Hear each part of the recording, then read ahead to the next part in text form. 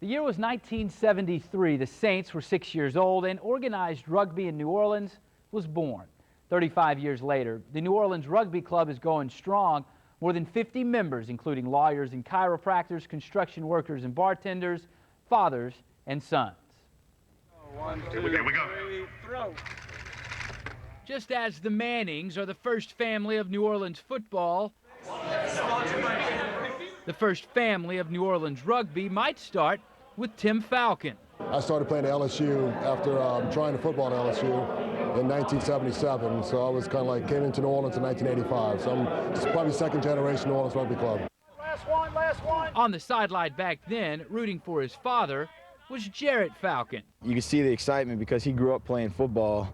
And when you see a guy that played O-line his whole life get the ball and run down the field, that's really a big moment for him, and it's really cool to see a big guy like that barreling down the field. Fast forward 20 years later, and now it's Dad on the sideline, watching Jarrett run down the field, and for the same team. It's something that just kind of developed. He was a baseball player, then when he got to college, he decided to pick up rugby, so it's been a real treat. It's been fun, a little family legacy. For the Falcons, rugby is generational.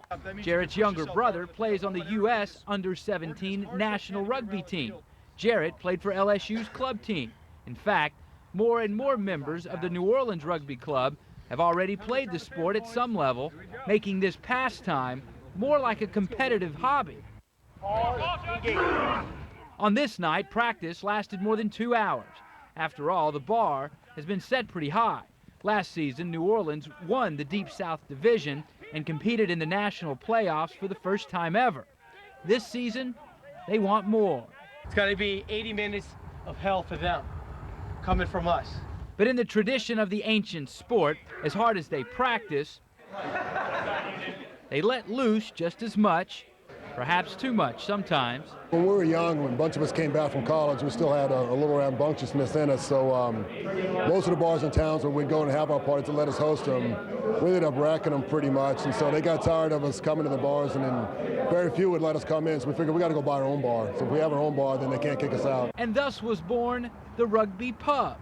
For 15 years, this has been the sanctuary, meeting hall, and celebration location for the club and its opponents. And just as Tim Falcon and the rest of the old guys handed down their starting positions, they handed the pub down as well. Recently, a group of the younger generation bought the bar. One of the players actually manages it. The goal now is to try and turn a profit rather than just hang out. Another small, subtle change to a club and a sport steeped in tradition. Now the game's starting to develop more where it's more competitive on certain leagues, but they still have that social aspect. And it's really the only sport where you have guys smashing each other for 80 minutes and then they're at the pub singing and drinking together. So it's really a dynamic sport. The New Orleans Rugby Club took on Baton Rouge last night out in Gretna, getting the win and retaining the coveted Causey Cup. They're back on the pitch Valentine's Day against Little Rock.